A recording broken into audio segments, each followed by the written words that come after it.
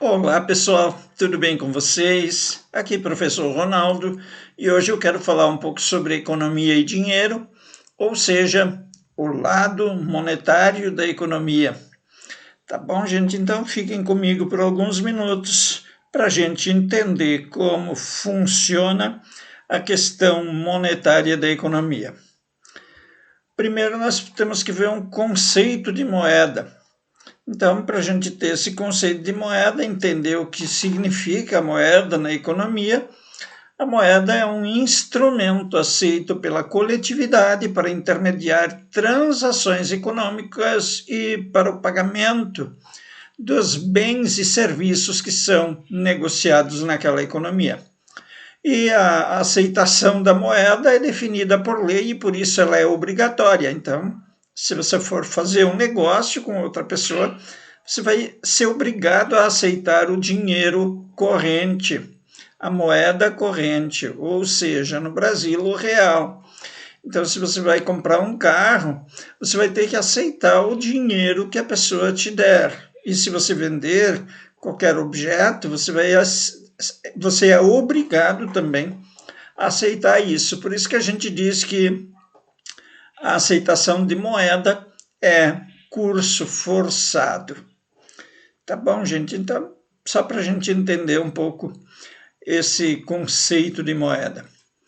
E daí as moedas têm três funções básicas. Uma função é instrumento meio de troca, que nós já vimos, e é um denominador comum monetário. E é uma reserva de valor. A reserva de valor significa que você pode guardá-la. E ela vai continuar sendo uma reserva de valor se não houver inflação que vai deteriorar essa moeda. E o denominador comum monetário é simples também de entender. Por exemplo, você quer trocar teu carro por outro carro. Mas será que os dois carros valem a mesma coisa? Então você precisa de um denominador comum monetário. Então, se o teu carro vale 50 mil e o carro do teu amigo vale 45 mil, que mil? R$ 1.000, que é a moeda que circula no Brasil. Bacana, então estabelecer um valor de cada um dos dois automóveis é o começo para esse negócio se tornar possível.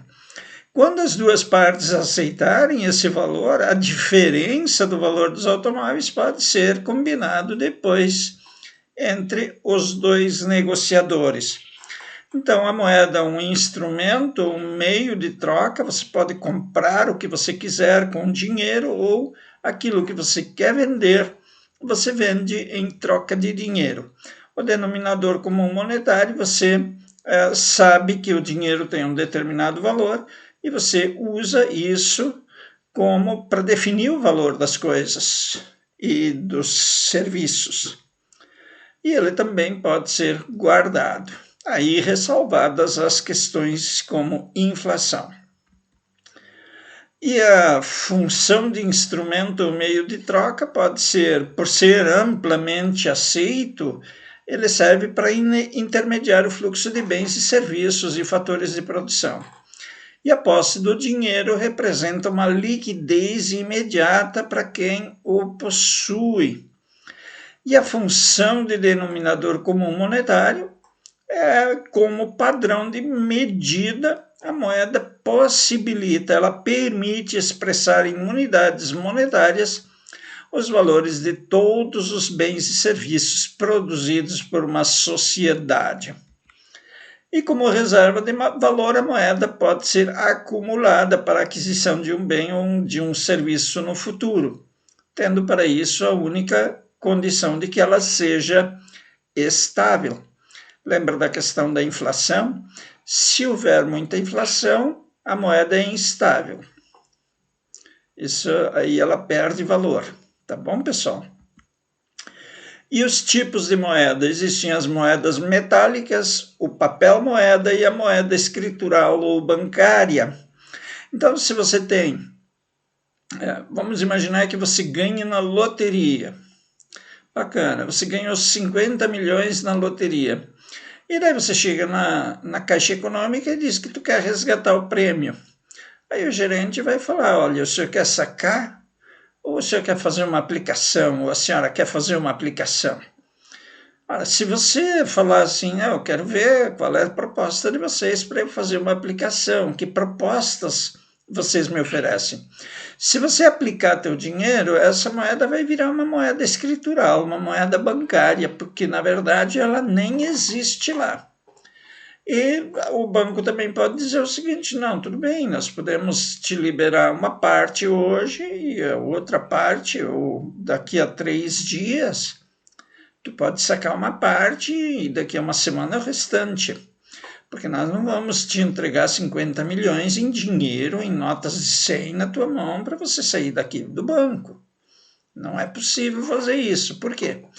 Porque existem riscos e existe uma moeda escritural que não está lá no banco de verdade.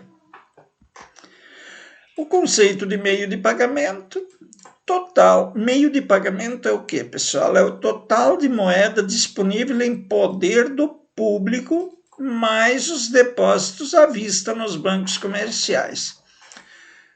Então, se você tem R$100 em casa e tem R$500 depositado na tua conta, então você tem R$600. O meio de pagamento, meio circulante, é de R$600, é o total de dinheiro que você tem entre o papel moeda e o papel bancário, o dinheiro bancário. E assim todas as pessoas têm uma certa quantidade de dinheiro, alguns mais, outros menos, mas todos nós temos dinheiro. Então, esses são os meios de pagamento. Quando os meios de pagamento acabam durante o mês, a pessoa recorre ao crédito para continuar consumindo aqueles bens de que ela necessita. E depois nós temos a oferta de moeda pelo Banco Central.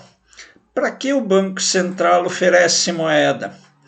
Ela oferece moeda como execução da política monetária. O Banco Central quer e deve e precisa controlar a oferta da moeda e de crédito. E o banco emissor, ele emite papel moeda e moeda metálica, Banco Central. E Banco dos Bancos, então ele funciona como executor da política monetária, como banco emissor, e o Banco Central também funciona como Banco dos Bancos. Quando um banco tem dinheiro excedente, ele envia para o Banco Central, ele deposita numa conta no Banco Central. E quando ele precisa de dinheiro para pagar um correntista dele, ele recorre ao Banco Central também. E quando o governo precisa de financiamento de suas atividades, ele recorre ao Banco Central também. Por isso que o Banco Central também é o banco do governo. E o Banco Central também é fiscalizador das instituições financeiras. Então, ele atua em várias frentes. A demanda da moeda. A demanda da moeda acontece por 3 motivos principais, pessoal. Primeiro, para transações, para negócios, para compras, para vendas, por isso que existe demanda de dinheiro. Existe demanda de dinheiro por precaução, as pessoas querem se precaver, se proteger e por isso buscam dinheiro. A especulação, existem pessoas que acumulam muito dinheiro para especular e negociar com dinheiro. Então, isso também é uma fonte de demanda de moeda. E, pertinho do fim do nosso vídeo, o papel das taxas de juros. Altas taxas de juros inibem o consumo, aumentam o desemprego e ajudam a controlar a inflação. Então vejam, meus amigos, que quando eu vejo que a taxa Selic subiu, o que isso significa? Que os valores depositados em caderneta de poupança ou outras aplicações vão passar a render mais. a menos que a taxa tenha sido pré-fixada. Bacana. Se render mais, o que eu vou fazer com meus R$ 100? Eu vou lá no banco e deposito na caderneta de poupança e não vou gastar esse dinheiro. Se eu não gastar, o que vai acontecer? Os preços vão subir menos naquele período, se eu e você e todos os nossos amigos em comum fizermos isso. Então, vai ter um controle da inflação. Então, juros altos, dinheiro fica retido nos bancos, os bancos são obrigados a pagar uma parcela de depósitos compulsórios para o Banco Central, e isso vai inibir o consumo. Só que vai aumentar o desemprego também, mas vai ajudar a controlar a inflação. E baixas taxas de juros, o que elas fazem? Elas fazem exatamente o contrário das altas taxas de juros. As baixas taxas de juros aumentam as atividades econômicas, diminuem o desemprego e aumentam a inflação. Então, é isso que acontece em relação às taxas de juros. Peço desculpas a vocês, meus amigos, eu não estou na beira de uma lagoa pescando. É porque tem um sapinho aqui pertinho de casa que está fazendo esse barulho. Tá bom? Muito obrigado por assistirem esse vídeo. Fiquem todos com Deus. Eu quero deixar um grande abraço a todos vocês, tá, pessoal? Muito obrigado, grande abraço e até breve. Tchau, gente.